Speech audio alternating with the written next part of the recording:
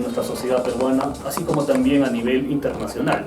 Aún más cuando a la fecha se considera al feminicidio como un fenómeno pandémico, que no solamente está ubicado en el país, sino que también está en toda Sudamérica, Europa y en sí en todo el mundo.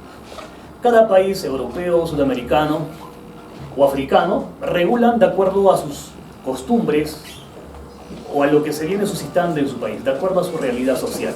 Sin embargo, en el fondo es evitar que el feminicidio siga siendo un problema generalizado para todos.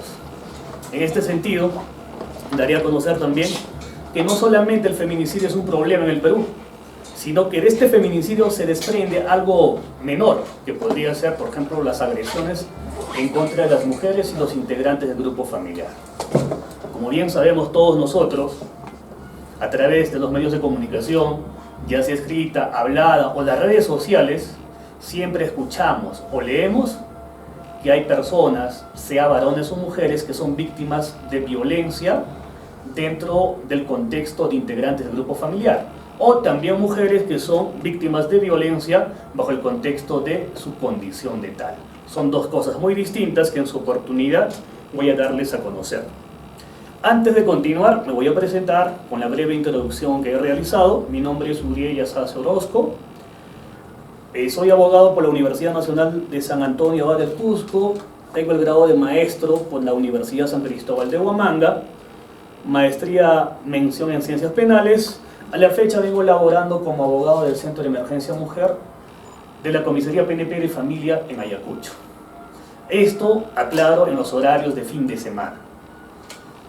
Si no sabían, les comunico que el CEM es un programa que está abierto a las 24 horas del día.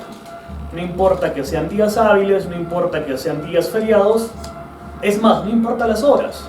Por ejemplo, yo como abogado en el CEM laboro solamente los días sábados, domingos y feriados calendarios, es decir, por ejemplo, un 1 de mayo, rojo, ¿verdad? 25 de diciembre también es rojo, Año Nuevo también es rojo, otro, Jueves Santo, Viernes Santo, que también son fechas calendario, rojo. Trabajo desde las 8 de la noche hasta las 8 de la mañana, en sí turno noche. Y tengo otros colegas que también laboran en el día, ¿no? De 8 de la mañana hasta las 8 de la noche. Y esta institución siempre participa, no de manera individual. No es que un abogado es que está presente ahí, sino este abogado está acompañado de un grupo de profesionales. Este profesionales es un psicólogo y un trabajador social.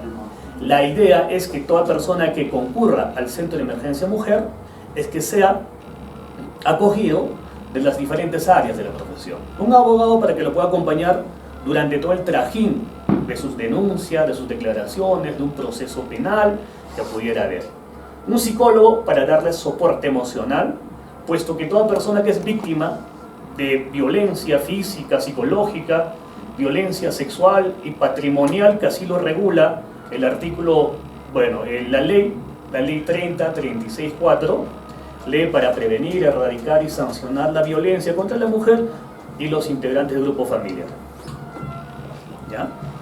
Y para que un trabajador social, específicamente para que este profesional, habrá días que va a concurrir al domicilio de esta persona usuaria, así lo llamamos, para poder indagar cómo es que está yendo su caso a la fecha. ¿Pero en qué sentido? Si es que el agresor, el atacante, a la fecha viene concurriendo al domicilio, le está llamando, le está buscando, no respetando ¿qué cosa? Las medidas de protección que en su momento dictó el juzgado de familia.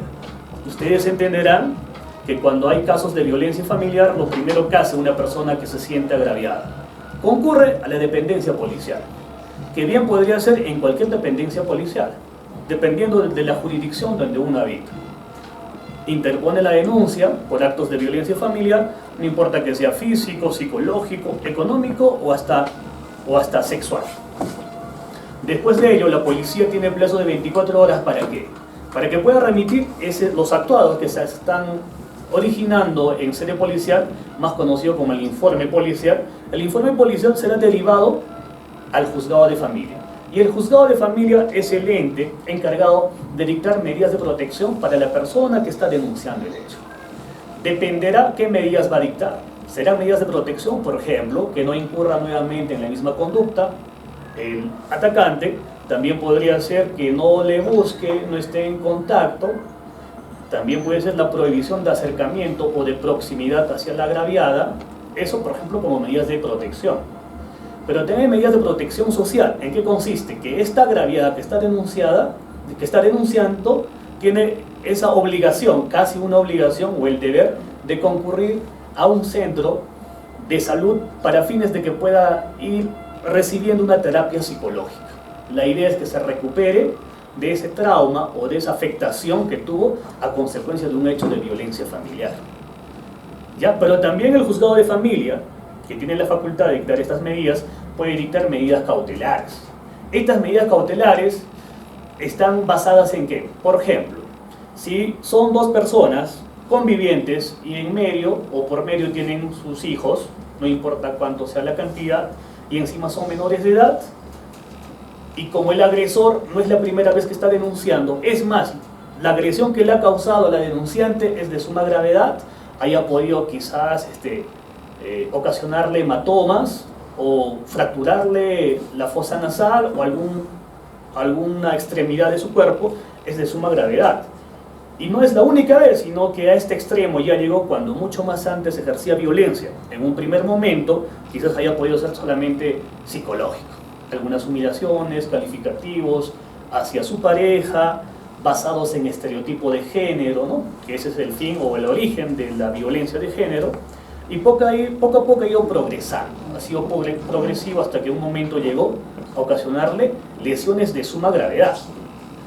Y quién sabe, si eso continúa podría transformarse en la expresión máxima de violencia contra el género, que es un feminicidio, ¿no? La muerte de la mujer por razones de género o la muerte hacia la mujer por su condición de tal. Entonces, como este agresor es sumamente violento, es más, le está amenazando para qué. Oye, en la siguiente te voy a matar, por ejemplo. Entonces, esta persona sí o sí tiene que desocupar el hogar convivencial que ellos tienen, tiene que retirarse del hogar. Entonces, probablemente el juez de familia dicte esta medida cautelar, que en sí es una medida de protección. Pero como se va a retirar este señor de la casa, ya no va a ser vida en común. ¿Cómo quedan los hijos? Que mamá solo tiene que mantenerlos, mamá es la única persona que les va a educar, que les va a dar su recreación, su vestimenta. Eso va a ser imposible, ¿verdad? Porque el papá también tiene la obligación o el deber de padre asistir a ese menor hijo. Entonces fijará su primera medida cautelar el juez de familia. ¿Qué es? Que se asigne alimentos de forma provisional. Ojo, de forma provisional, porque esa provisionalidad todavía tiene que formalizarlo, si así lo desea la denunciante, ante un juez de paz. Puede demanda por alimentos. Digo provisional porque esas medidas de protección no va a ser para siempre, no es por un tiempo determinado. ¿Hay un tiempo límite, doctor, ahí? Dependiendo del caso, dependiendo cómo va evolucionando. Si el caso es de gravedad, como acabo de poner un ejemplo, esto va a perdurar por lo menos hasta que se dicte una sentencia para este señor. Y si nosotros nos vamos a los plazos de la investigación, por ejemplo, son 60 días de investigación preliminar que va a seguir el Ministerio Público. Eso sin contar todo el tiempo que se ha demorado en poner la denuncia ante la Comisaría de Familia, en que la Comisaría de Familia haya remitido el informe policial al Juzgado de Familia y Juzgado de Familia dictó sus medidas de protección, sin contar ese plazo, ¿no? Se remitirá un informe policial igualmente a la Fiscalía, se aperturará investigación, en el ejemplo que pongo, por la comisión del delito de agresiones en contra de los integrantes del grupo familiar.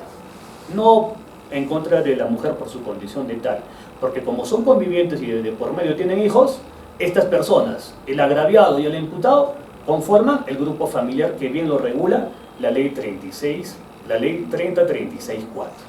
¿Ya? Doctor, ¿la medida cautelar desde cuándo empieza a dar efectividad? La medida cautelar, yo te respondo eso, pero déjame terminar, ¿ya? Un ratito, con la primera pregunta que tú me has hecho. Decía, hay un plazo de investigar, que son 60 días. ¿Este plazo puede ser prorrogado? Sí, efectivamente, puede ser por otros 60 días. ¿Dependiendo de qué? De repente la Fiscalía no impulsó actos de investigación de oficio, ¿no? Apertura el día de hoy, día 1, programó sus declaraciones para el día 15 o para el día 20, llegado la fecha nadie concurrió y la Fiscalía se olvidó de impulsar sus actos de investigación. No va a esperar pues que todavía la parte agraviada presente su escrito justificando por qué no concurrió. Bien podría ser así, sí, pero muchas veces no sucede. ¿Por qué no sucede? Porque probablemente esta pareja que tuvo problemas de violencia familiar, a la fecha, ya pasó un mes aproximadamente, ya se hayan podido reconciliar, ¿no? Hay un ciclo de la violencia, ustedes sabrán. Una primera fase que es la tensión, recarga de emociones de parte del agresor hacia su víctima. Después este señor va a explotar, ¿no? Y finalmente, una vez que explote, es donde se ocasionan los daños de violencia familiar y se va a arrepentir posteriormente, le va a pedir disculpas y aparentemente ya estaría resuelto el problema porque la mujer va a entender que este señor va a cambiar, cuando eso jamás va a ocurrir. Entonces ahí la tercera fase, que es de la reconciliación, o más conocido también como la luna de miel, ¿no? Entonces, como volviendo a lo que iba diciendo, que la Fiscalía puede prorrogar por otros 60 días, hasta ahí estamos hablando de 120 días de investigación preliminar, y al término de este plazo, o antes, una vez que se haya cumplido con su objeto de la investigación preliminar, podría, en este caso, en este ejemplo, y debería, formular un requerimiento puede ser un proceso inmediato, ¿por qué no? O también podría ser una acusación directa. Y si contamos los plazos de esto, vamos a tener por lo menos 6 meses más adelante, o hasta más si es que hay apelaciones. Entonces, ¿cuánto tiempo dura una medida de protección? Va a depender del caso concreto. En casos así muy gravísimos, inclusive con tentativa de feminicidio o hasta feminicidio, porque no olviden, si bien la víctima ya está muerta en un feminicidio, pero hay víctimas indirectas, que serían sus hijos, sus familiares directos, los padres de la muertita, ¿ya? Como también sus propios hermanos. Y este señor que está en vida podría cobrar represalias contra sus familiares indirectos de la muertita. Por eso que se les considera como víctimas indirectas. Entonces, la duración de la medida de protección va a depender de cada caso concreto. Hay medidas de protección que solamente van a durar un par de meses, 4 meses, 5 meses. ¿En qué casos? En los casos, por ejemplo, de violencia psicológica, humillaciones, maltratos, que finalmente se va a remitir a la Fiscalía va a archivar porque va a decir que en el informe psicológico no se ha encontrado una afectación psicológica, una afectación cognitiva o conductual. Por tanto, aparentemente, si es que presenta reacción ansiosa, si dice el informe psicológico, podría ser a criterio de la Fiscalía faltas contra la persona. Y si es así, lo van a derivar, algunos lo hacen de oficio, otros fiscales dejan el derecho para que la parte afectada como faltas pueda solicitarlo. Y si lo solicita, recién lo va a remitir al juzgado de paz letrado para que se pueda tramitar por faltas contra la persona, ¿no? Y así sucesivamente. Hay muchos casos que duran demasiado, hay otros que son fugaces. La otra pregunta, ¿desde cuándo tiene efecto una medida de protección? Mira, una medida de protección va a tener efecto, la norma lo dice, no lo digo yo, desde el momento que se lo notifique, en este caso, al agresor, ¿no? O al denunciado o al imputado, si queremos llamarlo así. Antes no podría tener efecto porque se supone que este agresor desconoce de esas medidas de protección. Y si ya tiene conocimiento de esas medidas de protección, ¿este agresor puede ser que lo incumpla? Sí, puede ser que lo incumpla. ¿Es pasible ese incumplimiento de una denuncia? Sí, es pasible. ¿De qué delito sería? ¿Alguien sabe? Desobediencia a la autoridad en sí específicamente, ¿no? Pero no nos hemos dado cuenta algo importante en este delito en razón de las medidas de protección. Si nosotros revisamos el artículo 122-B, tiene un segundo párrafo donde hace referencia a las circunstancias agravantes de las agresiones en contra de las mujeres o integrantes del grupo familiar. Y si mal no recuerdo, en el numeral 5 establece: será agravante si es que se ha seguido contradiciendo o es contrario a una medida de protección dictada por la autoridad competente. Entonces, aparentemente ya habría concurso aparente de leyes. ¿Qué aplicamos? Como ha desobedecido una medida de protección, nos vamos por el delito de desobediencia a la autoridad, que por cierto está penado con una pena excesiva, si mal no recuerdo, 8 años para arriba. 8 a 15, ¿verdad? 8 a 15. ¿Nos vamos por ese tipo penal, siendo fiscales, digo? ¿O es que calificamos ese hecho como una circunstancia agravante del delito de agresiones en contra de los integrantes del grupo familiar, que por ejemplo la pena es de 2 años, no mínimo a 2, ni mayor a 3 años? En un inicio se estaba tipificando como desobediencia a la autoridad, pero por ahí algún defensor revisó minuciosamente la norma y dijo, ¿por qué no podemos encajarlo acá? Es más, le favorece a mi patrocinador. Y ustedes saben, un imputado, un acusado, se le tiene que aplicar la norma que más le favorece a él, ¿no? No se le puede aplicar la norma que más le perjudique. Entonces, en este contexto de desobediencia a la autoridad a razón de las medidas de protección, ¿se podría a la fecha todavía hacer acusaciones por desobediencia a la autoridad? Existen, ¿no? Hay veces algunos fiscales lo realizan para salvar responsabilidades. ¿Y qué dicen?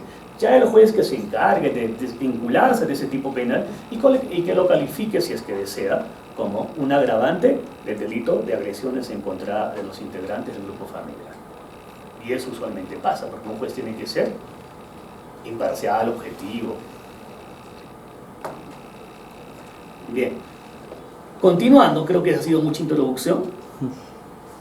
Bueno, decía que trabajaba en ese horario en el CEN Comisaría de Familia y de lunes a viernes, días hábiles, hago mi labor de litigante particular, siempre en cuando que no vaya en contra de los delitos que hace respetar el CEN, ¿no? Que son violencia familiar, por ejemplo, que también son violaciones sexuales, siempre en cuando que la víctima de violación sexual sea una mujer, ¿no? Y si es un varón, hay esa posibilidad de conocerlo ese caso, en mi caso, porque de lunes a viernes hago el litigio privado.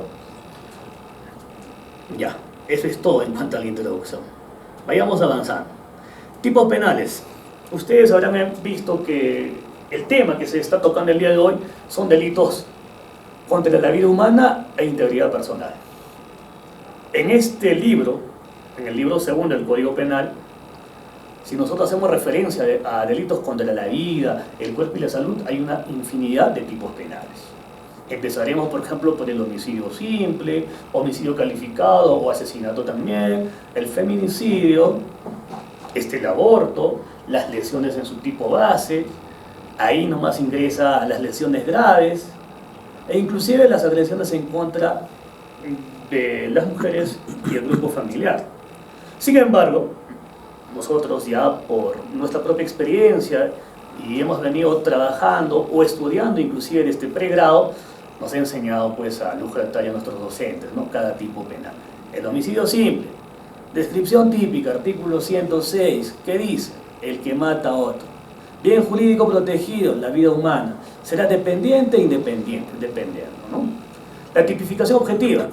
Nos ha enseñado el sujeto pasivo, el sujeto activo, el comportamiento de la persona, entre otras cosas. La tipicidad subjetiva, dolo, culpa, grados de desarrollo del delito. Algunos casos quedan, una vez que se ejecutan el delito, solamente queda en grado de tentativa, u otros se consumen. Y la pena, conforme cada tipo penal está establecido, ya sea a su mínimo legal o a su máximo legal. Yo creo que desarrollar eso de cada tipo penal, ejemplo, homicidio simple, yo creo que estaríamos perdiendo tiempo, ¿no es cierto? Porque estos tipos penales lo puedes leer en cualquier libro, es más, ya tienes conocimientos al respecto, y ya sería innecesario tocar tipo por tipo. Por esa razón, en esta disertación, se ha tomado en consideración que haremos un especial énfasis en los delitos de feminicidio, claro, siempre relacionando con los otros delitos. Por ejemplo, tiene mucha relación con el parricidio, hasta podría tener una relación con el asesinato o homicidio calificado. ¿Por qué? Porque muchas veces la Fiscalía opta por hacer su teoría del caso a través de una acusación, encuadrando el hecho en el tipo penal de feminicidio. No importa que sea en su tipo básico o en su tipo agravado, pero finalmente el juez es quien decide y quien sentencia, se desvincula y pone sus fundamentos indicando por qué no es tentativa, o mejor dicho, por qué no es feminicidio. Y lo califican muchas veces como homicidio calificado, de acuerdo a sus circunstancias que concurren como agravantes, alevosía, crueldad, ¿no es cierto? Listo. El feminicidio está regulado en el artículo 108-B del Código Penal. Tiene hasta 3 párrafos este tipo penal. Así como está, cobra un tipo penal independiente.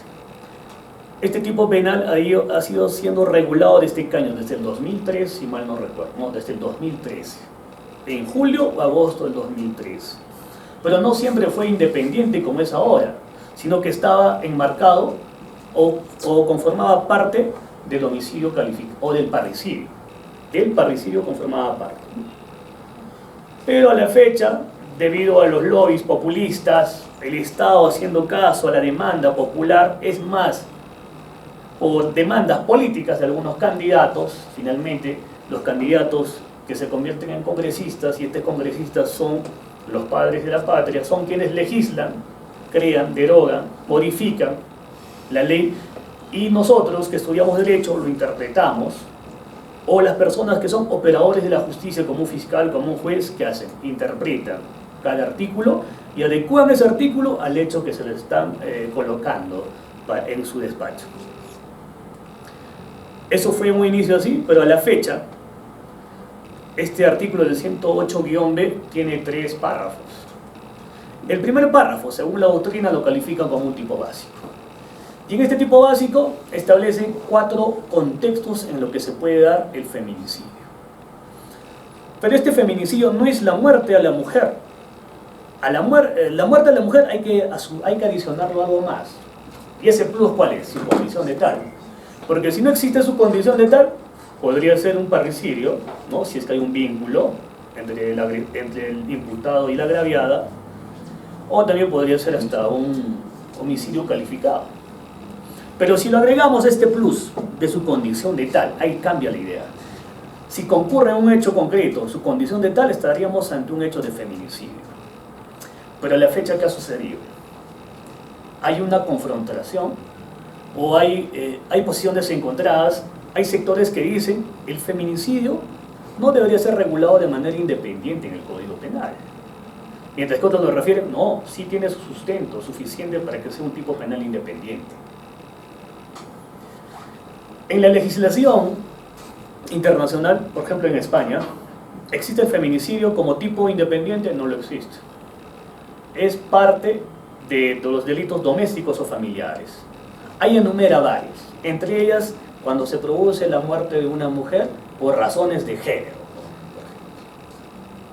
Y es como un homicidio calificado. Sin ir más lejos, aquí en México, igual, no lo regulan el feminicidio de manera independiente. En cambio, Chile y Colombia sí, lo han ido regulando. El Perú obviamente de esto no se salva, ¿no? Y por eso que tenemos un tipo penal independiente. Pero ¿qué quiere decir su condición de tal? A la fecha hay problemas de poder interpretar esto. ¿En qué momento? Cuando hacen el análisis de la tipicidad subjetiva, del dolo. ¿En el feminicidio tiene que concurrir dolo? Sí, tiene que concurrir. No importa que sea dolo directo o dolo eventual, pero sí tiene que concurrir. Pero dice que eso no basta, sino tenemos que aumentarle un plus, que es su condición de tal. ¿Y estaría ubicado en dónde? En la tipicidad subjetiva. Y si lo ubicamos en la tipicidad subjetiva, ahí se genera el gran problema. ¿Cómo probamos su condición de tal? Vamos a ingresar al mundo interior del imputado para saber si esta persona mató a esa mujer por su condición de tal. No hay forma, dicen, ¿no? Pero sería mejor llevarlo como un elemento normativo objetivo. Objetivamente sí se podría probar su condición de tal. ¿De qué manera, por ejemplo? Un imputado, un homicida, ¿no?, da muerte a una mujer por su condición de tal. ¿Y cómo probamos su condición de tal de manera objetiva? Una de ellas podría ser que esta persona, antes del hecho homicida, ya había sido denunciado por la agraviada. ¿Por qué? Por actos de violencia familiar. 5 años atrás, violencia psicológica; 2 años atrás, violencia física; 1 mes atrás, tentativa de feminicidio. Entonces sí se podría probar que esta persona objetivamente viene agrediéndole a esta mujer por su condición de tal. ¿Pero qué es por su condición de tal? ¿Alguien podría explicarme qué es su condición de tal? La vulnerabilidad, el sometimiento. Dice que hay una palabra clave, ¿no? Esa palabra clave es la discriminación. Y hay una El imputado. Hay una casación, justamente por lo que usted dice, del feminicidio, que debe tener patología. Bueno, le dejo. Hay un acuerdo plenario, es el 1/2016, que establece cómo darnos cuenta que un hecho corresponde a feminicidio. Y ahí es donde también hacen alusión a que hay que analizar su condición de tal. Y para entender su condición de tal hay una palabra clave, que es la discriminación. Esta discriminación hecha por el varón, ¿ya? Por el varón hacia la mujer. ¿Pero de qué manera?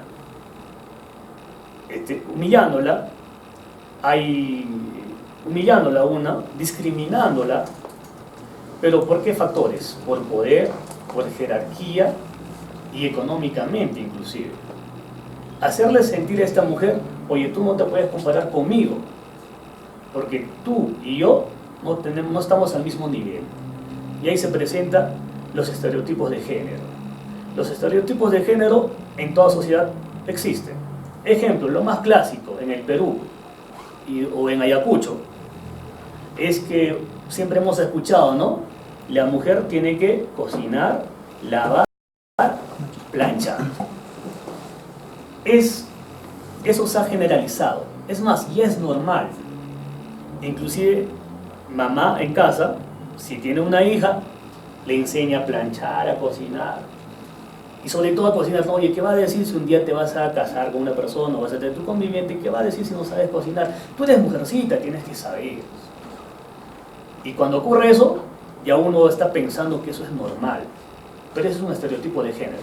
Mientras que el varón, ¿qué hace? Usualmente no es necesario que sepa cocinar. Bien si sabe. Si no sabe, no hay problema. Pero si una mujer no sabe, no, ¿qué va a decir la gente? Oye, no puede ser que no sepa. Es signo de admiración. Peor aún de parte de su comprometido, conviviente o cónyuge. Pero esos son estereotipos de género, ¿no? Entonces, el día que el varón pueda entender que yo también puedo planchar, lavar igual que mi esposa o que mi conviviente, ahí ya no habría estereotipos de género. Entonces, otro estereotipo de género, por ejemplo, es que ya un varón usualmente puede ir a jugarse cada fin de semana quizás sus partiditos de fútbol, ¿no? Una canchita sintética, está jugando su partido con sus amigos. Y más adelante se viene, como ustedes ya sabrán, el famoso full vasos. Y es normal. Sales a las 9 de la mañana, tienes un partido, digamos, toda la mañana hasta el mediodía. Al mediodía te comes un cevichito con tus amigos y en la tarde los famosos full vasos, ¿no? Compartiendo algunas bebidas alcohólicas. Pues sales a las 9, a casa vas a llegar ya más o menos como a las 5, quizás en la noche. Y si llegas en la noche, inclusive vas a querer salir a la discoteca. Te vas a cambiar, te vas a acicalar y te vas a ir a la discoteca. Y ya vuelves al día siguiente, ¿no? Ya mira cuántos días. Y eso aparentemente sería algo normal, que tu pareja, tu conviviente te va a entender. Pero si eso haría la mujer, si un día se va a jugar un partidito de vóley o quizás una cita de amigas, una cita de solo mujeres, como a veces lo llaman, y no vuelve, ya es las 12, salió a las 9, ya quedaron para almorzar al mediodía, no ha vuelto, llega la noche, no ha vuelto, ya es las 11 de la noche, no ha vuelto, ¿qué va a decir el varón? Cuando vuelva al día siguiente esta señorita, ¿con quién has estado? Seguramente estabas con tal persona, ¿no? Debes tener tu amante, por ejemplo, y como castigo le va a agredir, o sea, no solamente le va a reclamar. Y si no le va a agredir físicamente, probablemente le va a dar calificativo. Que eres así, que tal cosa, Y si quiere agredirlo físicamente, bueno, su castigo será como no ha vuelto a la casa, un golpe. O finalmente, el peor castigo, darle muerte, ¿no? Entonces, esos son los problemas de este tipo de género. El día que el varón puede entender que eso también puede ser su pareja o su enamorada, ahí ya no habría ya razón de su existencia de este tipo penal del feminicidio. Decía que hay 4 contextos en el tipo básico del feminicidio: violencia familiar o la violencia doméstica. Usualmente se va a dar entre integrantes del grupo familiar. La coacción, hostigamiento o acoso sexual es otro contexto. Abuso de poder, confianza y cualquier otra forma de discriminación, sin importar que sean pareja o hayan tenido una relación sentimental anteriormente. Y si nosotros nos ponemos a analizar en este tipo penal, tipo base del feminicidio, el bien jurídico protegido será la vida humana de la mujer. Solo la vida humana, bajo este contexto. Pero si nosotros pasamos al segundo párrafo del artículo 108-B, ya tenemos el tipo agravado. Y a la fecha con la modificatoria del 2018, ya son 9 circunstancias. Y en estas circunstancias no solamente está comprometido el bien jurídico de la vida humana, sino que también hay otros bienes jurídicos, por eso se les llama pluriofensivos. Por ejemplo, si la víctima era menor de edad o adulta mayor, si la víctima se encontraba en estado de gestación, ya, ese va a ser el mejor ejemplo. Si la víctima, la mujer muerta por su condición de tal, estaba gestando, no solamente se está afectando la vida de esta mujer, sino que también la vida humana dependiente del fetito, ¿no? Hay 2 bienes jurídicos. Es la razón de que le catalogan como una circunstancia agravada. Dice el numeral 4, si la víctima fue sometida a una violación sexual o también a mutilaciones. Si hacemos referencia tan solamente a la violación sexual, vemos que no solamente el bien jurídico protegido será la vida humana de la mujer, sino que también su libertad sexual, si es mayor de edad. La indemnidad, si es que es menor de edad. Ahora, si es que previamente a que sea dada muerta, haya sido mutilada de algún órgano, ¿no? Entonces también ahí está en juego, ¿qué cosa? Otro bien jurídico que sería la integridad corporal o la integridad física. Y si seguimos avanzando, tenemos por ejemplo en el numeral en el numeral 6 dice con fines de trata de personas o cualquier tipo de explotación humana. Si nosotros hablamos de la trata de personas, estamos privándole a esta persona su libertad. ¿De qué? De desplazarse libremente, ¿no? La libertad personal. Entonces no solamente incluye el bien jurídico vida humana de esta mujer, sino que también su libertad personal. Inclusive hay un agravante que dice, ¿no? Si es que se da muerte a una mujer en presencia de sus hijos. Eso también es un agravante. ¿Por qué? Porque hay un bien jurídico protegido, que sería la salud mental o la integridad psicológica de esos menores, de esas personas, de esos niños. Porque una persona que ve esa escena macabra de que su padre le está dando muerte a su mamá, no va a sentirse pues algo normal, va a tener problemas psicológicos y quizás sea una trauma para toda su vida si es que no recibe una terapia psicológica adecuada. Entonces ahí también entra en juego otro bien jurídico, que es la integridad psicológica.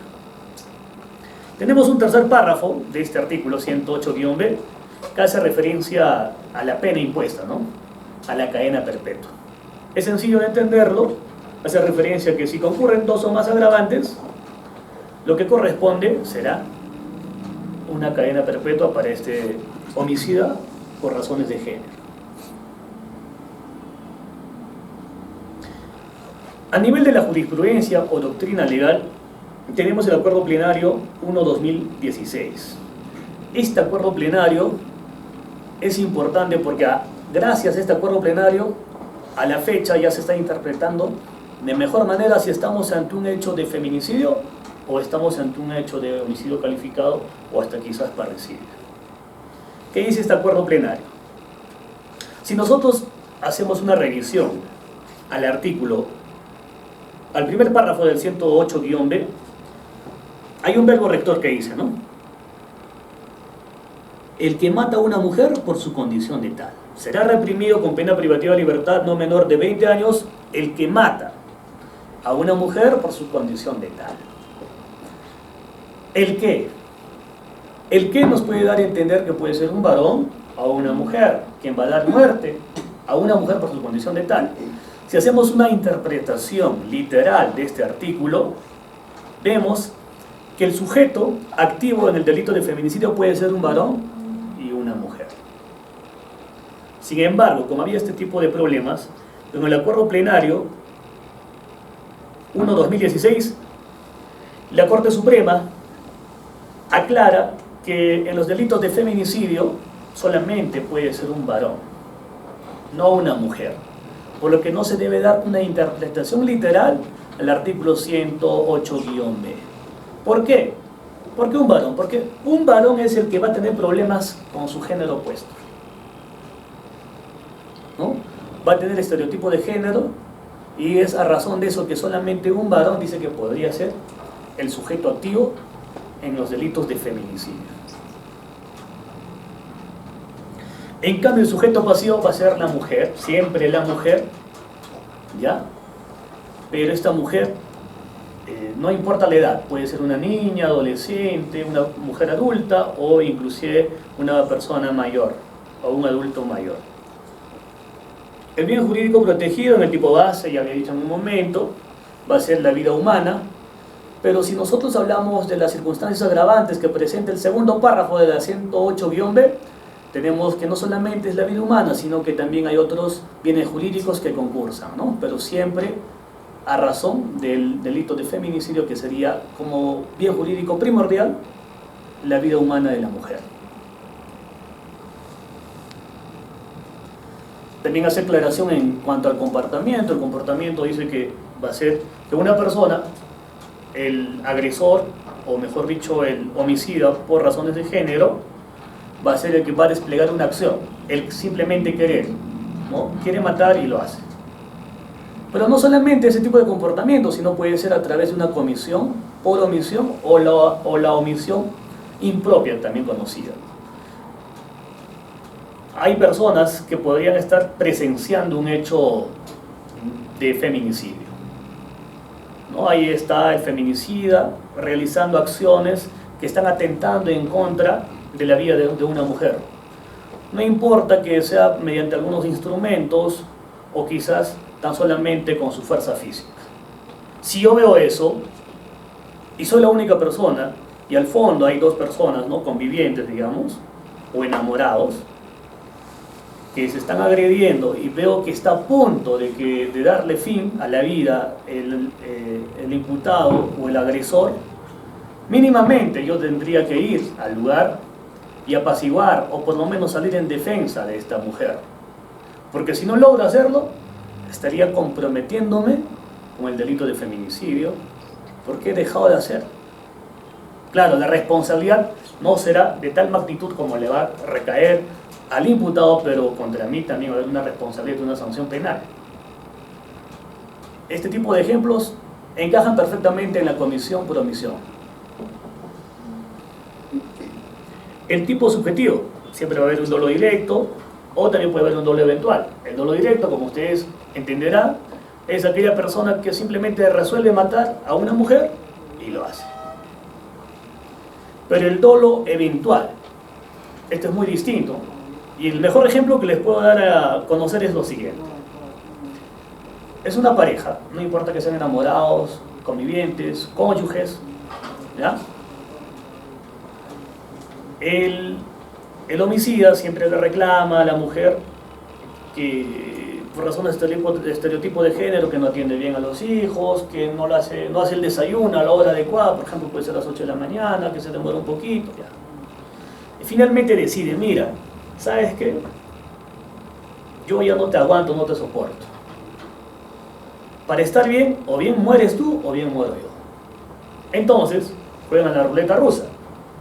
Cargan un revólver con una sola bala y empiezan a jugar en la ruleta rusa.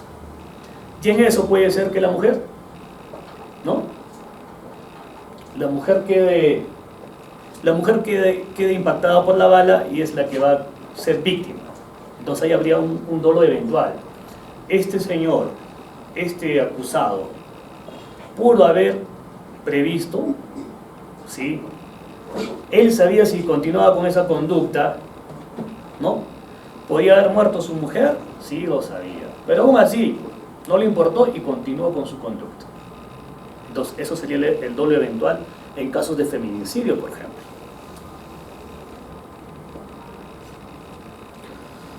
¿Cómo probar el dolo en el feminicidio? Igual la doctrina legal ha establecido de qué manera se podría probar el dolo. Porque el problema en el feminicidio es el dolo.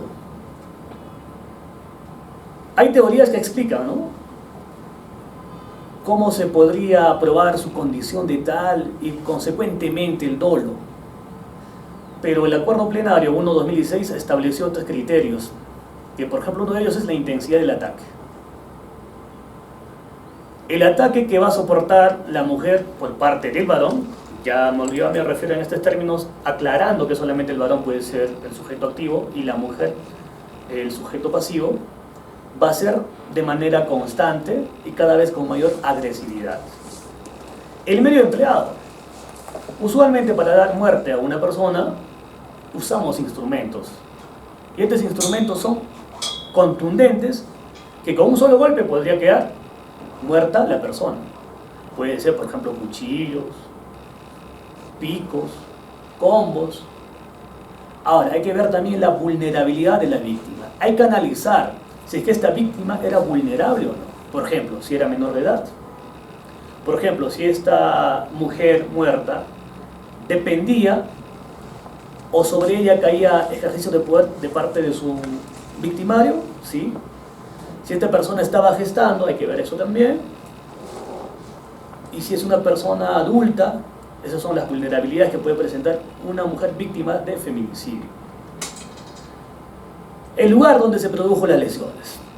Nuestro cuerpo humano tiene zonas vitales.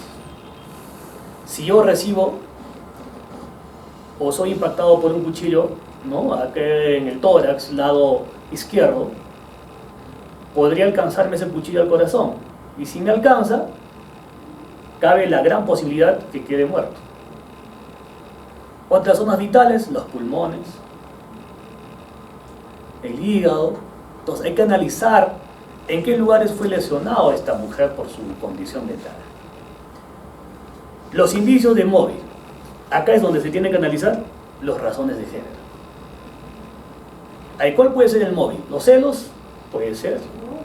Una mujer ha sido atacada por su conviviente por celos. Como no ha vuelto a la casa toda la noche, ¿qué pensó este victimario? Que probablemente su conviviente estaba con el otro. Entonces, todo celoso le reclama y empieza a ejercer actos de violencia que ponen fin a su vida. Dar muerte por su condición de tal, como ya se había explicado en un inicio. La palabra, el plus adicionado al tipo penal a la 108-B, su condición de tal. Hay teorías que han podido explicar cómo es eso que dar muerte a la mujer por su condición de tal, cómo hay que entenderlo. Porque cuando entró en vigencia este tipo penal, había muchos problemas. Algunos interpretaban que basta que sea mujer para entenderlo como feminicidio. Es decir, si una persona en la calle, ¿no?, tiene problemas con una chica, quizás al caminar hayan podido rozarse, sin intenciones obviamente, mera casualidad, y este señor reacciona injustificadamente y como bien armado puede dispararle y la chica queda muerta. Este tipo de caso podría ser feminicidio. En un inicio aparentemente parecía, a través de la interpretación de la teoría finalista. Porque la teoría finalista hace relación a qué? Basta que la persona muerta sea mujer. Nada más, ya no vamos más allá. ¿Ya? Pero después aparece otra teoría que es la de rol social. En la sociedad donde vivimos, varones y mujeres tenemos nuestro rol que cumplir. Pero no todos sabemos qué rol yo debo cumplir como varón. No todos sabemos qué rol debemos cumplir como mujer. Que es muy fácil de advertir, por ejemplo, el rol de papá, de mamá, ¿no? Eso sí se puede ver. ¿Qué hacen los padres? ¿Cuál es el rol de los padres? Obviamente, en principio, cuidar a los hijos, educar a los hijos. ¿Cuál es el rol del hijo hacia sus padres? Cumplir con sus deberes como hijos. Uno, obviamente que tiene que responder adecuadamente en sus estudios, puede ser un rol. Pero si esta teoría del rol social lo llevamos al enfoque del feminicidio, entonces no se distingue cuál va a ser el rol de la mujer y cuál va a ser el rol del varón. Hasta puede haber roles compartidos. Entonces, esta teoría tampoco no explica por su condición de tal cuando se da muerte a una mujer. Pero sí está la tercera, la perspectiva de género, como también conocido como los estereotipos de género. En la sociedad, en el mundo donde nosotros estamos, y en casa o en cualquier lugar, tenemos actividades que realizamos. Y estas actividades son condicionados, inclusive de manera natural, a nuestra actuación diaria. Son estructuras sociales o características o asignaciones que te da la propia sociedad, a ti como varón, a ti como mujer. En el Perú, que es una sociedad aún machista, es bastante claro que la mujer tiene otras funciones que el propio varón. Una mujer puede ser la única encargada, por ejemplo, de darle de comer al hijo. Se puede entender eso. Aunque a la fecha ya no es mucho, pero se puede entender que como rol esta mujer tenía la obligación de darle de comer a su hijo. Es más, antes de que se vaya al trabajo, tiene que conducirlo a su centro educativo, a su hijo. Mientras el varón, tan solamente llegado a la mañana, ¿no? Se acicalará, desayunará y enrumbará a su trabajo.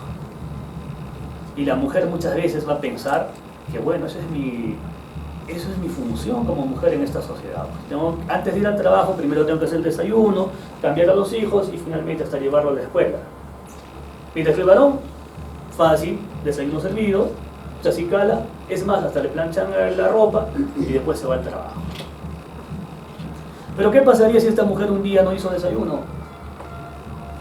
El varón despierta, y es hora, tiene que ir a su trabajo y no encuentra el desayuno como siempre encontraba. Entonces este varón va a pensar, oye, tu función era que tú hagas el desayuno. ¿Qué pasó con el desayuno? No está. Entonces ahí empieza la violencia, ¿no? Psicológica, si hay humillaciones, físicas, si es que llega a agredirla. Entonces, ahí vemos que esta teoría de la perspectiva de género es la que mejor explica su condición de tal. ¿Ya?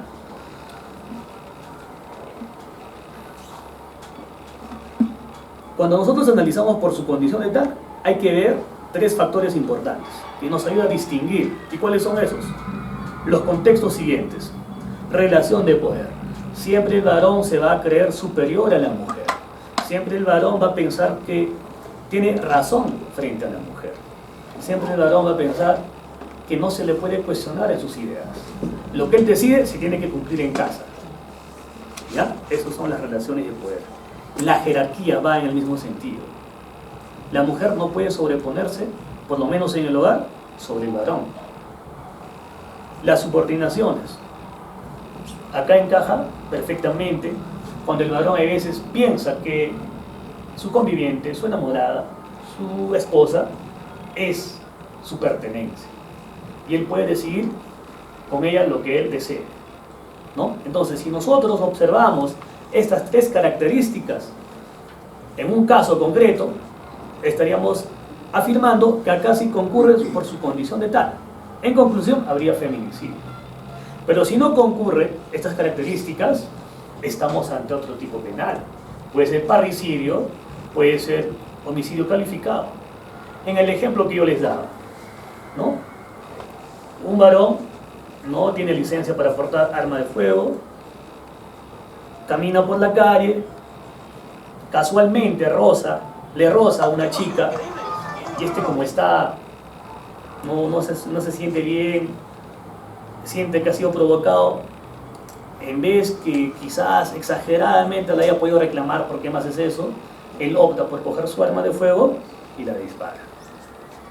Si nosotros nos vamos a la teoría finalista, estaríamos diciendo que es un feminicidio, porque esa mujer es mujer y fue muerto por un varón. Pero si nos vamos a la perspectiva de género, se va a poder explicar que no es un feminicidio, porque esa mujer no tenía jerarquía o no estaba subordinada por este señor. Este homicida no tenía relaciones de poder por encima de esta mujer, y mucho menos era superior a ella, ¿no? Simplemente no le gustó el roce y optó por matarla. Entonces eso sería un homicidio calificado. Pero ¿bajo qué circunstancia? Una persona que mata sin justificación, simplemente le dio ganas de matar y lo hizo. ¿Recuerdan de la gata que salió en los medios de comunicación hace un par de años atrás? Que estaba en un lugar, al parecer era la chifa, ¿no? No le gustó, o creo que no contenía presa su chifa, y fue al cocinero y lo mató. ¿Qué hubiese pasado si era al revés? La gata hubiera sido el gato, digamos, era varón. Y la mujer que atendía hubiera sido mujercita, ¿no? Valga la redundancia. ¿Sería feminicidio? Según la teoría finalista, sí. Pero eso ha sido ya superado, ya no estamos ante un feminicidio. Estaríamos simplemente ante un homicidio calificado. ¿Pero bajo qué circunstancia? ¿Habrá crueldad? No hay crueldad, ¿verdad? ¿Alevosía? ¿Habrá disparado sin que se dé cuenta? ¿Habría estado en ventaja el homicida para darle muerte a la agraviada? No habría alevosía. ¿Otro?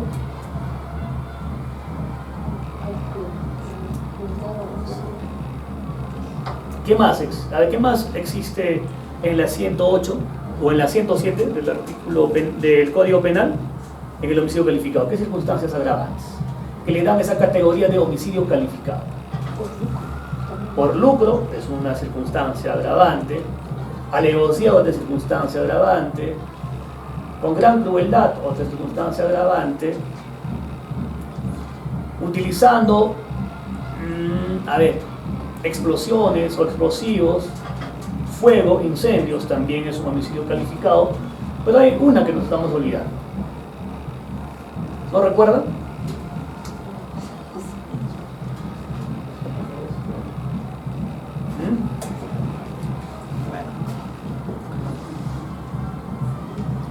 Ahora, si nosotros seguimos avanzando y vemos dónde más podemos encontrar esta denominación o este término por su condición de tal, allí el reglamento de la ley contra la violencia, ¿no? Contra la violencia contra la mujer y los integrantes del grupo familiar establece en su reglamento que se entiende por su condición de tal.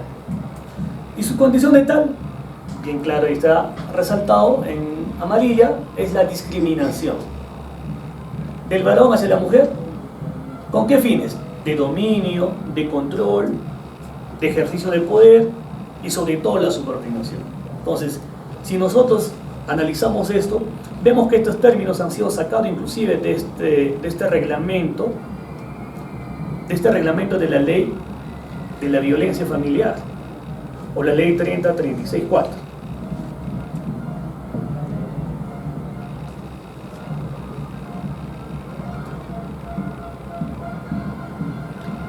¿Cuándo no va a concurrir su condición de tal? ¿Cuándo no habría su condición de tal? Ya decían antes, el día que el varón entienda que realmente hay que verla a la mujer, hay que tratarla algo igual, ¿no? Por eso ahí dice, los varones pueden realmente ver y tratar a la mujer siempre al mismo nivel. El día que el varón entienda que la mujer está a su mismo nivel, ese día ya no existirá su condición de tal, y por ende ya no habría feminicidios. ¿Pero eso sucederá? Yo creo que no va a pasar. Tendría que pasar muchas generaciones, muchos años, para que el Perú se convierta en un país no machista y así poder hablar recién de que no habría feminicidio.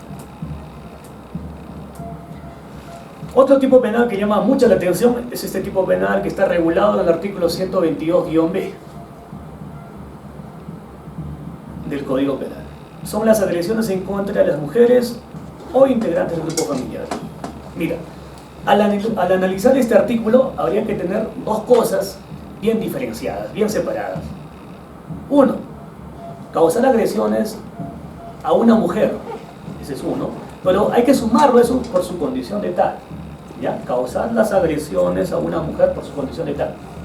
Eso está incorporado, dice, al final de ese artículo dice 108 de... Exacto. Y eso Inclusive, ese artículo del 122 no lo analizan en conjunto con el 108, solamente ven las agresiones que ha sido a una mujer, entonces y lo catalogan en el 122, primer párrafo. hacen uso inclusive de la 108 los contextos que regulan, ¿no? El Claro. tipo base del No, feminicidio. debería ser así, Debería. pero solamente ahora lo que estoy observando, disculpe doctor que le interrumpa, es que el 122B lo están tipificando a cualquier agresión, ¿no? que corresponda a una al mujer, por primer ejemplo. párrafo. Ajá, solamente eso. Entonces, en juicio, cuando pasas a juicio y analizas todo el contexto del 122B, entonces no concurren estas agresiones contra las mujeres integrantes del grupo familiar. Hay que diferenciar las agresiones en contra de las mujeres por su condición de tal, Claro. que es muy distinto a los que integran un grupo familiar. Este tipo penal nos está dando a conocer a dos grupos de personas: a las mujeres que son agredidas por su condición de tal. O sea, ahí hay que evaluar los estereotipos de género a razón de eso que fue agredida una mujer. Y en este supuesto, ¿qué ejemplos caberían? Por ejemplo, los enamorados. Es un típico ejemplo de que una mujer es agredida por su enamorado por su condición de tal. Porque si nosotros revisamos la ley 3036-4, donde hace referencia a quienes conforman el grupo familiar, no vamos a encontrar como grupo familiar a los enamorados. Vamos a encontrar hijos, padres, cuñados inclusive. Pero dice, o personas que tengan alguna relación, hayan vivido o no, dice. Eso, pero igual, o que no haya por medio relaciones contractuales, Claro, también hace referencia, ¿no? Esa es la única excepción que hay. Ujú. Pero hay que verlo por ese lado. Siempre cuando hay casos, por ejemplo, cuando se suscitan entre enamorados, no lo están calificando como integrante del grupo familiar, sino esa mujer ha sido agredida por su condición de tal. Eso por un lado. Pero este tipo penal también hace relación a otro grupo de personas, a los integrantes del grupo familiar. Pero acá se ha generalizado un problema a la fecha. Sabemos que el grupo familiar, ¿quiénes lo conforman? Nuestros padres, hijos, hasta tío, sobrino, ¿no? Hasta ese grado llega, inclusive hasta cuñados. Hasta el cuarto grado de afinidad, segundo de consanguinidad. Exacto. Segundo de afinidad están los cuñados. Cuarto grado de afinidad pueden ser nuestros primos, ¿ya? Pero no solamente basta eso, no solamente basta identificar que son parte de este grupo familiar, sino que también hay que ver el contexto de violencia. ¿Pero qué tipo de violencia? La violencia familiar. La violencia familiar cumple ciertas características, porque no puede ser lo mismo. Por ejemplo, tú que eres una sobrina, te vas a pelear con tu tío, ¿ya? Tío y sobrina, ¿ya? Pero ¿de qué manera? Digamos, viven en una quinta, ¿ya? Viven en una quinta, cada persona, el tío tiene su propio ambiente donde hace su vida común, la sobrina igual, pero comparten un pasadizo común o un patio común. Eso pertenece a todos. Pero ocurre que un día, digamos, la sobrina hace su construcción de una escalera, digamos, de un caracol, y aparentemente estaría realizando las escaleras, ¿no? En el bien común que es el patio común. Y el tío afectado dice, oye, ese patio no te pertenece, sino son de todos. Y se genera una discusión verbal primero y después llegan hasta las agresiones físicas. Resultado, ¿no? Ya, pongamos en peso, probablemente el varón haya podido agredirle más a la mujer por su propia contextura, características y fuerza. Pero igual también el señor ha sido agredido, ¿no? Finalmente hubo agresiones mutuas. Ambos se pelearon. Pero ese es el primer pleito que ellos tuvieron. Nunca antes habían tenido ningún tipo de pleito. La Corte ya ahí se ha pronunciado, ya, doctor. Igual se ha pronunciado. Se ha pronunciado. Ese mismo ejemplo no podría ser lo mismo a qué? A que una pareja de convivientes, ¿no? A menudo vienen peleando por razones de celos, por razones de incumplimiento de algunas funciones, obligaciones, a menudo, semanal, mensual, cada vez es más progresivo. Entonces, esas agresiones que se han producido estos convivientes, con las agresiones que se han producido entre sobrina y tío, no tienen el mismo nivel.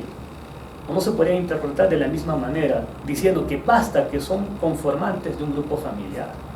Por tanto, si es así, estamos frente a un delito de agresiones en contra de los integrantes del grupo familiar. En su modalidad de lesiones corporales, todavía podemos decir. En uno, sí va a haber. Las agresiones producidas entre convivientes, sí va a haber. Porque ahí está concurriendo cierta progresividad, debe haber seguramente el acto repetitivo, siempre están en conflictos, siempre hay un ejercicio de poder respecto del varón hacia la mujer, mientras que en el otro, sobrina y tío, nunca hubo eso. ¿Por qué pelearon? Por asuntos patrimoniales, ¿no? Por un patio común, que el tío pensó, ¿no? Que el tío pensó que le estaba afectando al realizar construcciones en ese patio común. Y a razón de eso se produjo las agresiones. Entonces, si es así, son cosas muy distintas. En el otro habrá este tipo de delito, pero en el otro, al ser mucho, si es que no concurre, si es que no prescribe el certificado médico mayor a 10 días, entonces estamos ante faltas. Pero si prescribiría, ¿no?, mayor a 10 días, 11, 12 días, entonces sí habría un delito, pero no este tipo de delito inclusive, sino sería lesiones en su tipo base. Dice las diferencias de los cónyuges y convivientes no necesariamente son agresiones o violencia familiar. Hay un pronunciamiento, hay un pronunciamiento claro. del 2018, creo, si mal no hay un pronunciamiento, inclusive artículos que han ido tratando algunos juristas que se han inclinado al estudio profundo en estos temas. Claro, porque en un matrimonio siempre va a haber diferencias, ¿no? Siempre va a haber diferencias, y eso no quiere decir que sea el hombre o la mujer, porque la violencia familiar no solamente protege a la mujer, sino también al varón, ¿no? Entonces, en este caso, puede ser la mujer o el hombre. Claro. ¿No?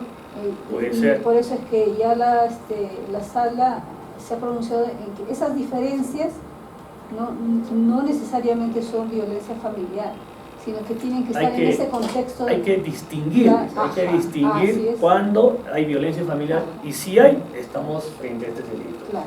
Y si no lo hay, no es delito, al ser mucho podría ser faltas, o quizás ni siquiera haya faltas. Ya. Este tipo penal, continuando, también nos incluye a dos tipos de agresiones. Las lesiones corporales se refiere a la violencia física que puede sufrir, y lo otro es la violencia psicológica, que está traducida en ¿qué? En una afectación psicológica, cognitiva o conductual.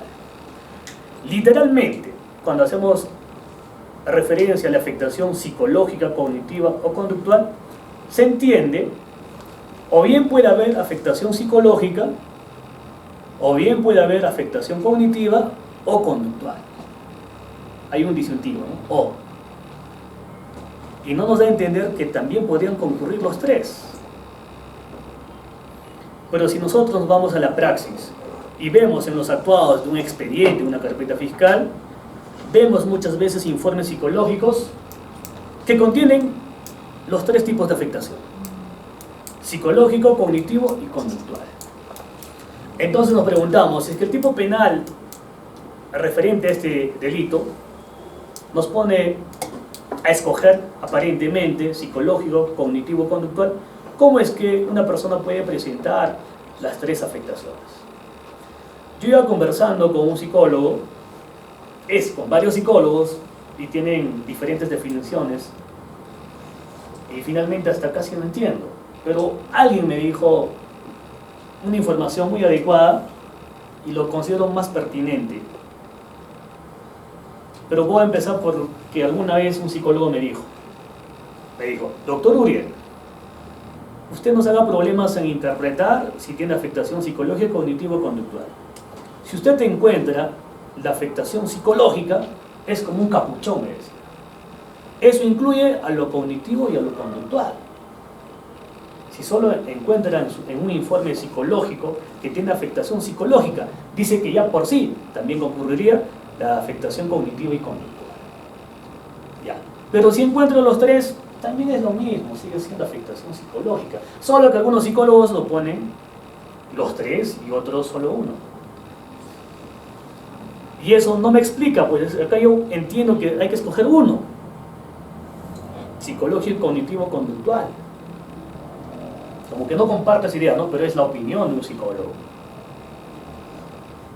Y alguna vez, hace poco, he ido averiguando y me dijo un psicólogo, yo ya le había explicado que así me explicaron, ¿cómo debo entenderlo esto? Y me dice lo opuesto a lo que alguna vez aprendí. En resumen, la afectación psicológica, cognitiva y conductual es de manera progresiva. Lo más mínimo es una afectación psicológica.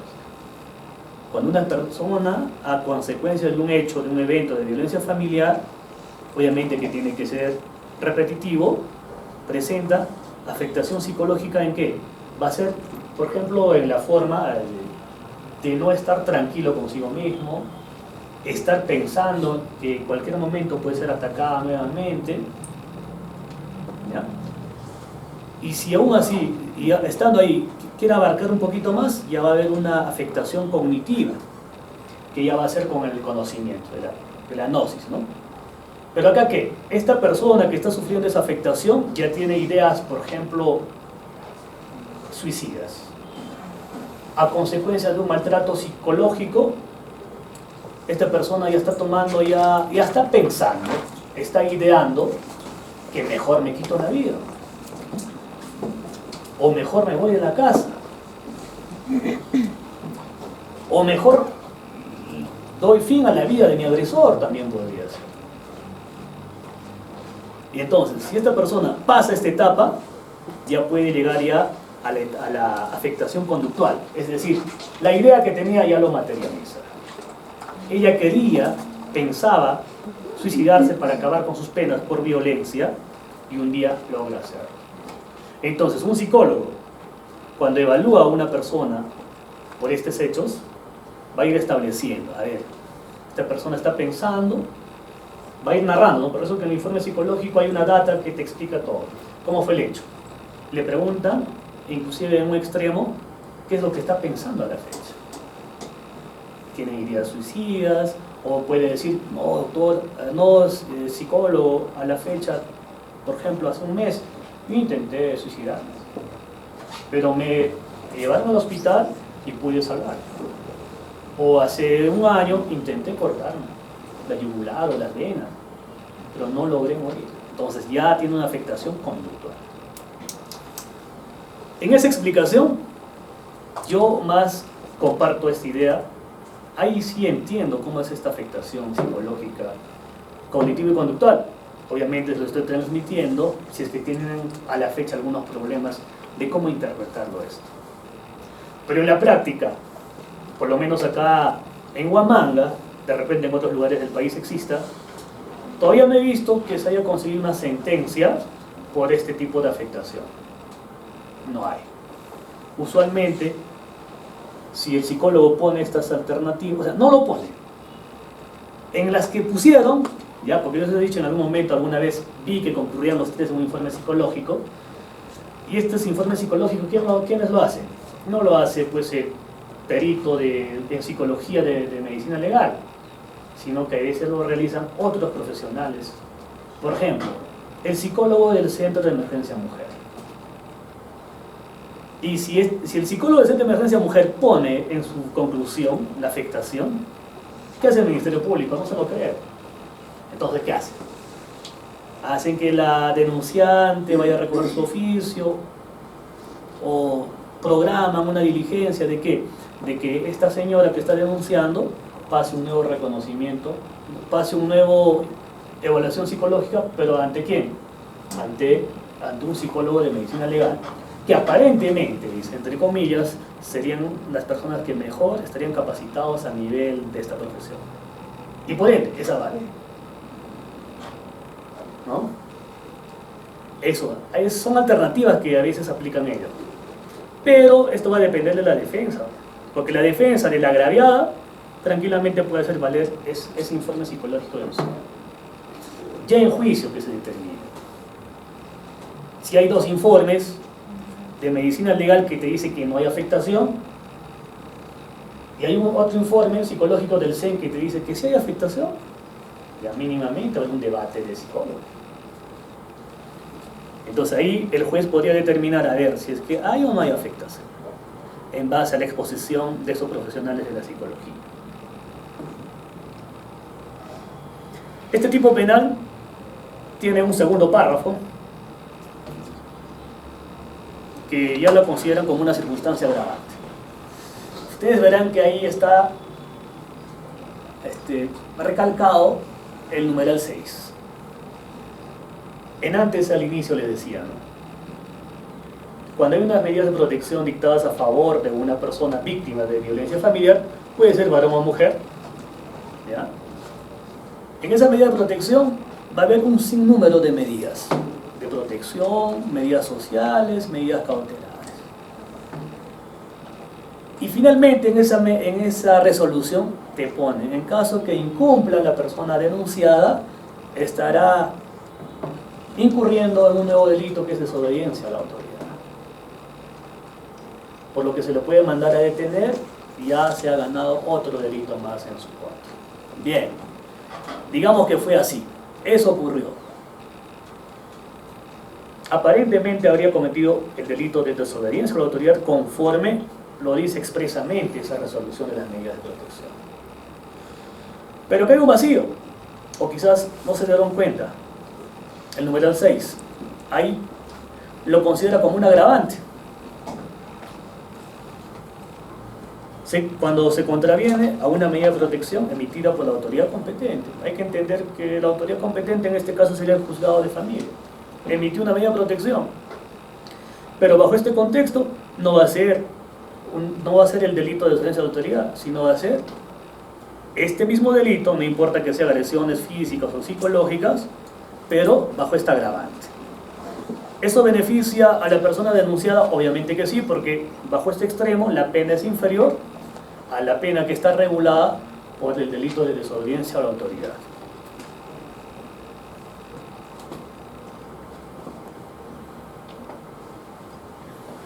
Antes de que pase a otro punto, doctor. Sí, dígame, doctora. En el primer párrafo, usted no ha terminado de leer, solamente retrocedo para que... Yo presumo que usted está casi a diario con estos temas porque trabaja en el CEN, ¿verdad? Ya. Ahí dice, en la ley, en la 30.364 indica que en este artículo 122 dice en inhabilitación en los numerales 5 y 11 del artículo 36, que son las inhabilitaciones, ¿verdad? Y el artículo 75 y 77 del Código Penal de los Niños y Adolescentes, según corresponde. El 75 y 77 creo que es sobre la tenencia, si mal no me equivoco. ¿Cómo están trabajando los jueces en Huamanga con respecto a la tenencia? Por ejemplo, si como medida de protección le dieron la tenencia al padre, ¿están aplicando la tenencia definitiva? ¿Se están pronunciando en audiencia? Porque a mí me ha pasado de que al juez le planteó el abogado del acusado de que no debería pronunciarse por cuanto la tenencia se estaba ventilando en el juzgado mixto. Pero sin embargo, en la modificatoria del 2019, julio, no me acuerdo, julio o mayo, indica de que si es sentenciado, si es condenado el agresor, se le debería, o sea, no se le debería dar la tenencia definitiva Ya. de la tenencia. ¿Cómo están trabajando en Guamán?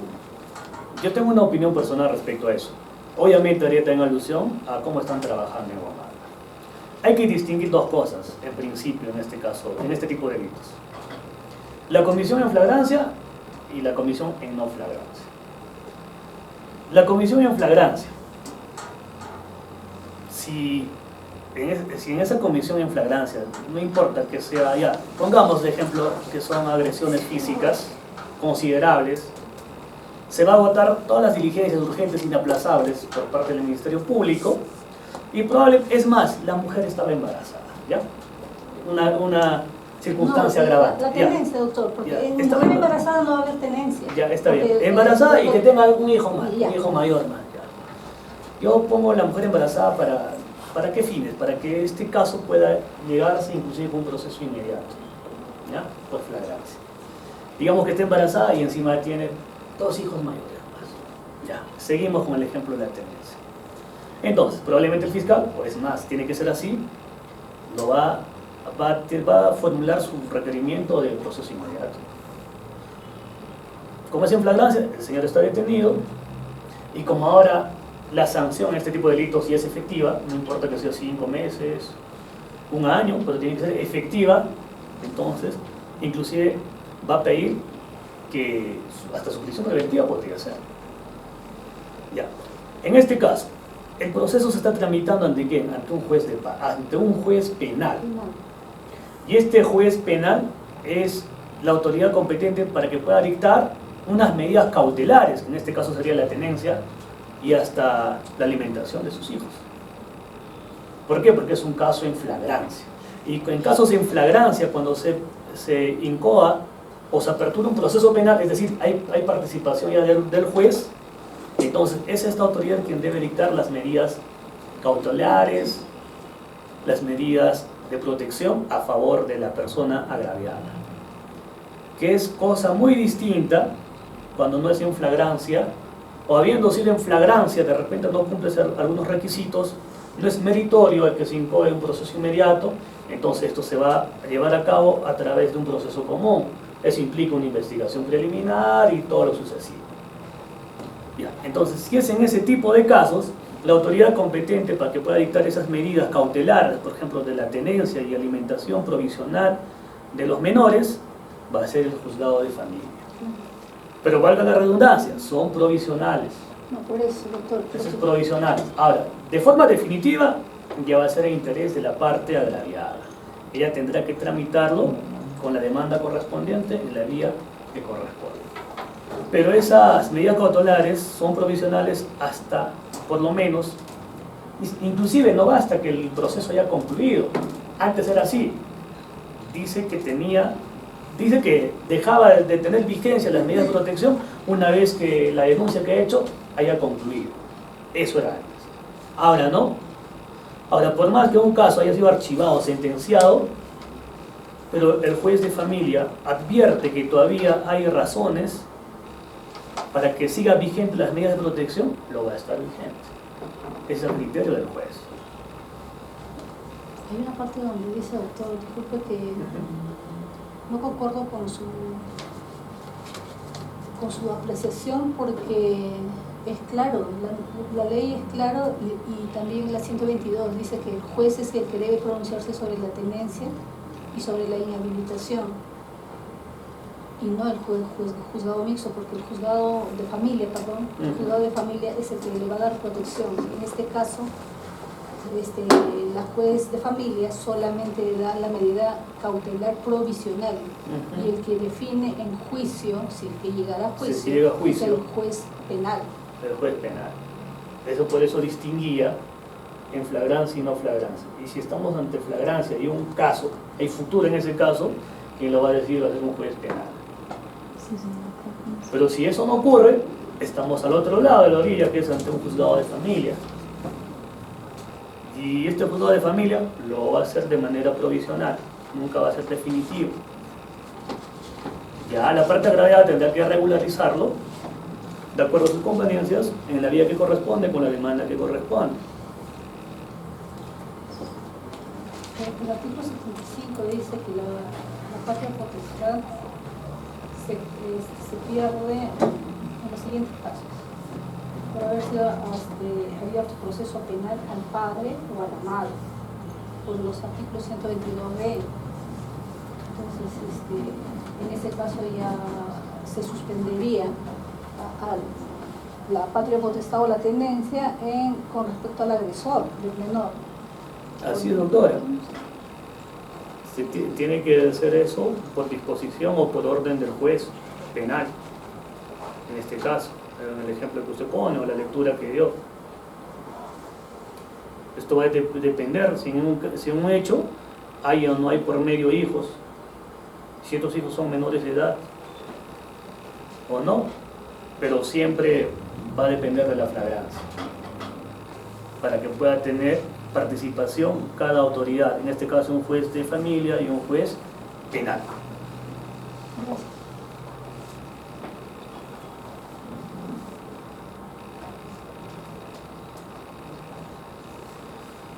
Hay un acuerdo plenario que se dio hace poco, el año pasado, en septiembre del 2019, el acuerdo plenario 9/2019.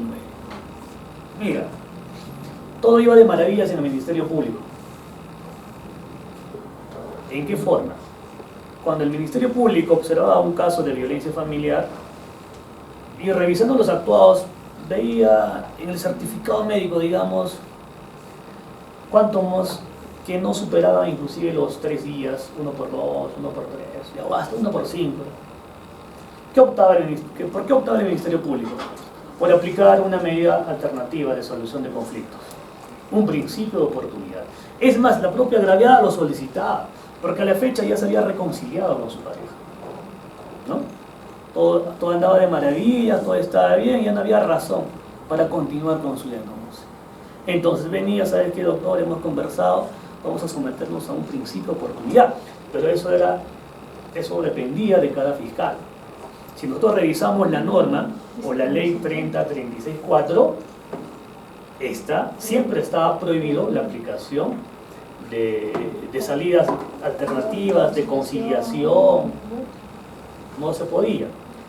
Pero por ahí salió alguna vez un artículo de un juez de investigación preparatoria de Cusco, donde fundamenta que se podría aplicar un principio de oportunidad, puesto que este delito estaba ubicado en la 122, ¿no? Era parte.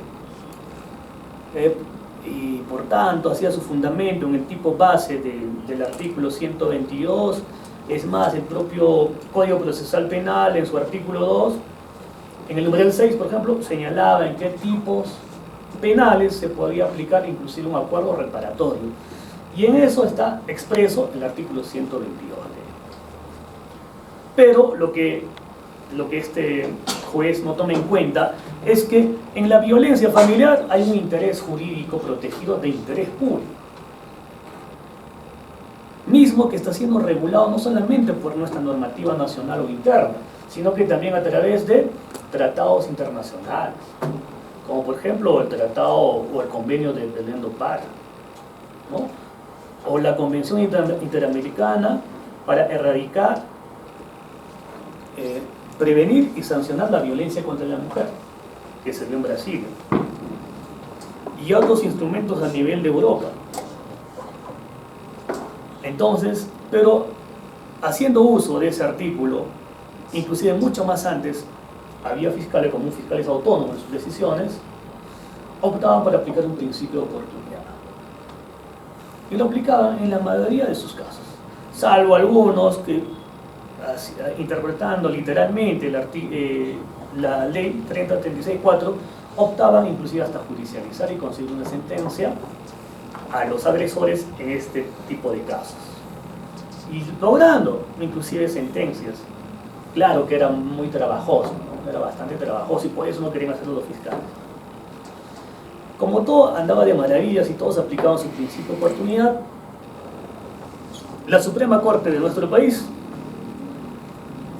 convocan a una reunión, ¿no?, los jueces supremos, tanto de las salas permanentes y transitorias, y sacan este acuerdo plenario, una doctrina legal donde establecen tajantemente prohibido aplicar medios de solución de conflictos alternativos, como es un principio de oportunidad o acuerdos reparatorios.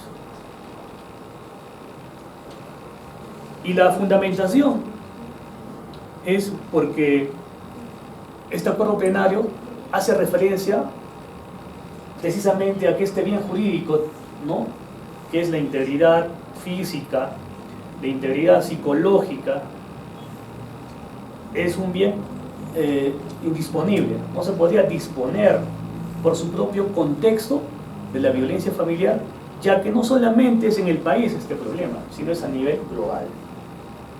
Y lo que hace el Estado o los estados del mundo es que se respete, es combatir la violencia familiar, y a través de ello es por eso que han ido regulando y han ido ratificando y haciendo suyo convenios internacionales, razón por lo que a la fecha no se puede aplicar un principio de oportunidad. Pero como todo tiene solución, acá sale un artículo de un juez bastante conocido, por lo menos yo lo sigo cada vez que puedo, un juez superior de la ciudad de Arequipa,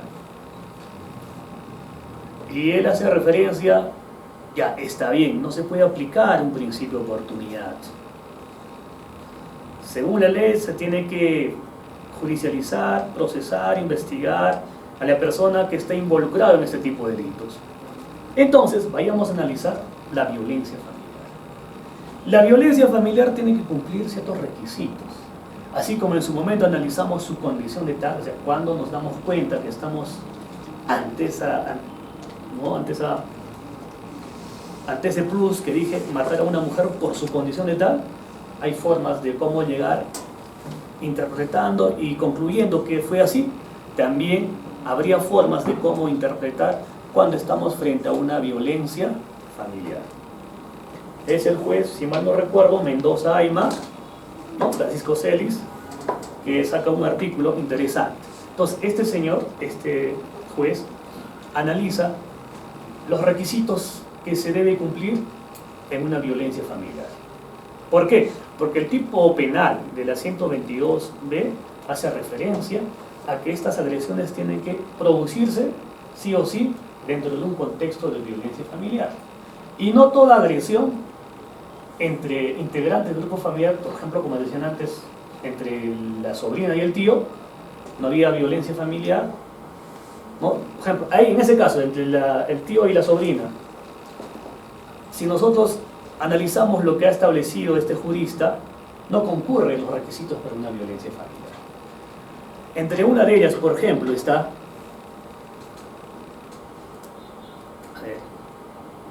claro, es esta, la verticabilidad, sometimiento o dependencia. Dice, hay requisitos que se debe entender en la violencia familiar. ¿Cuál es esa? Uno, la verticalidad. ¿En qué consiste? El varón o el integrante del grupo familiar, puede ser también la mujer, tiene que someter ¿someter a quién? A la agraviada. Le va a ser dependiente de él, ¿ya? Pero también hay otro requisito. Esto tiene que concurrir los 5, no solamente uno, sino siempre los 5, ¿ya? La destrucción anulatoria de la voluntad de la agraviada. ¿En qué consiste este requisito? En que la opinión de la persona agredida no vale, no importa, no suma, ¿ya? Quien manda es el agresor. La ciclicidad tiene que ser de manera constante, periódica.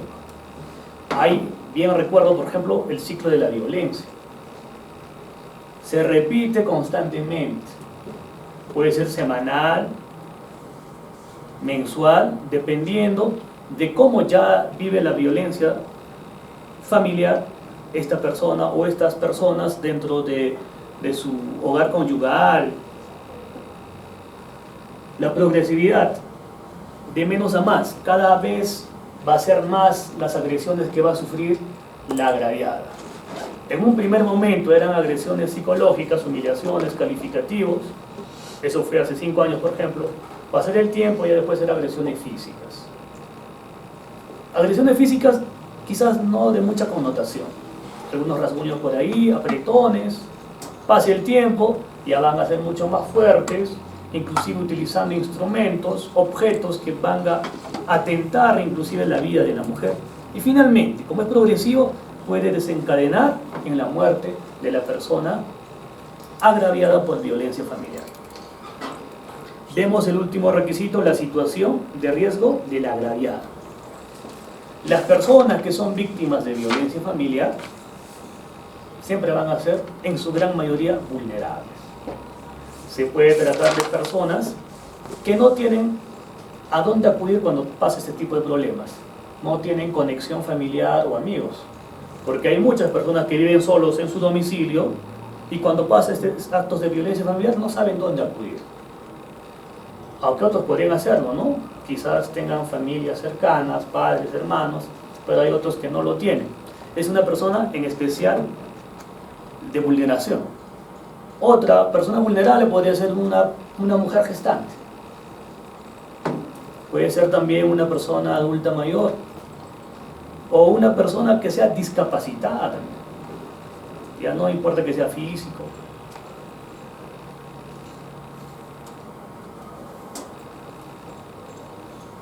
A modo de hacer algo de praxis, por ejemplo, este recorte lo traje de un noticiero de Chile. Si nosotros leemos, dice lo siguiente: lesiones graves, no feminicidio, frustrado. Ese es el título que pone.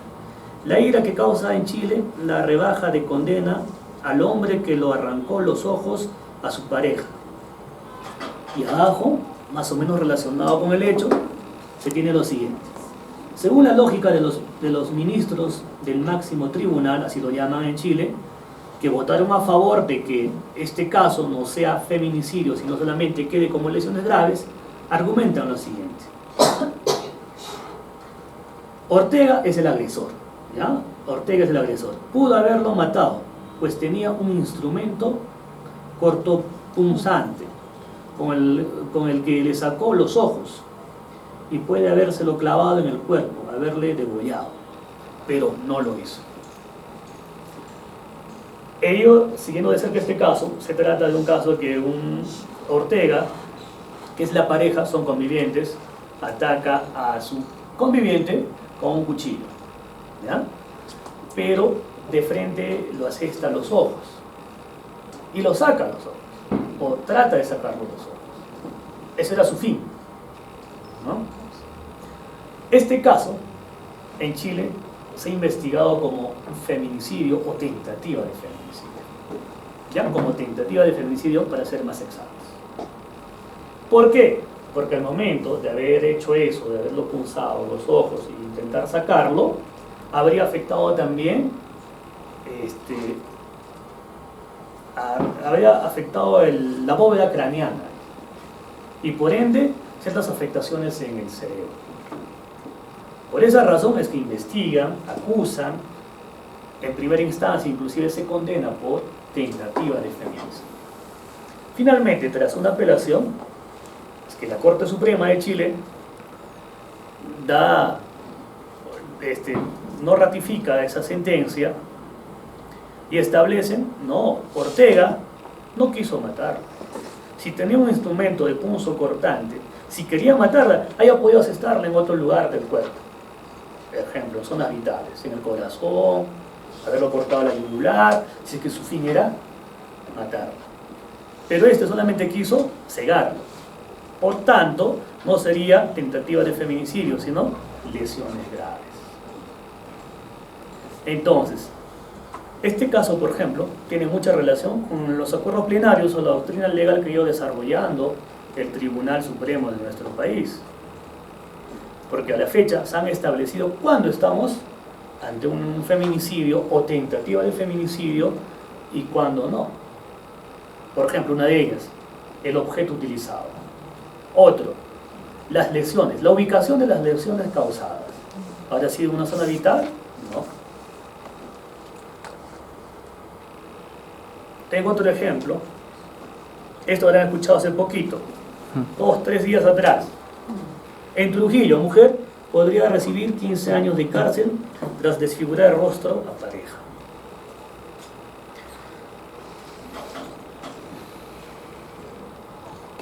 ¿Qué usó? ¿Qué instrumento usó?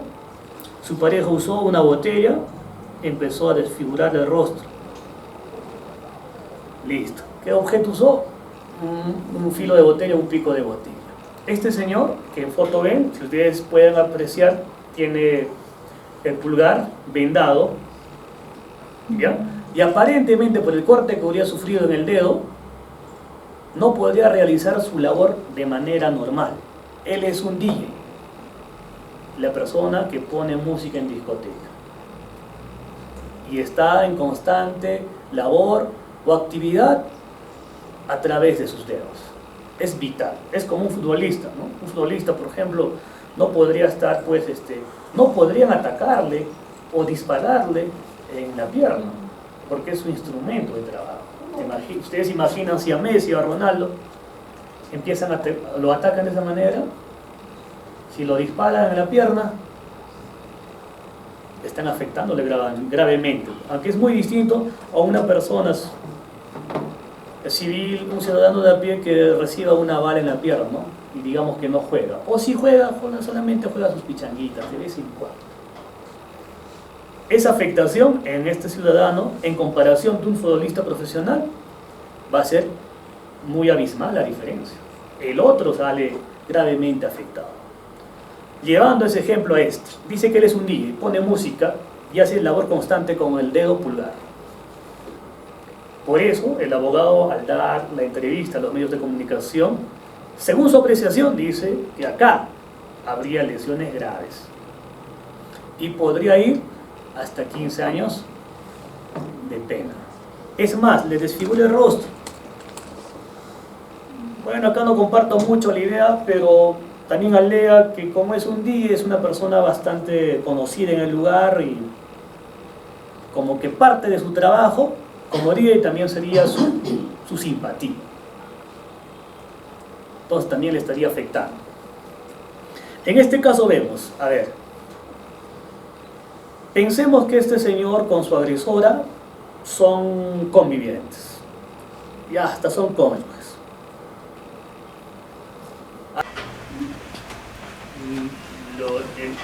¿No? Le cachetea a su cuñada. Esta cae. ¿Cómo habría caído? Se golpeó quizás alguna parte vital de su cuerpo. Habría que ver eso. 2, ¿de cuánto tiempo muere? 10 días. 10 días.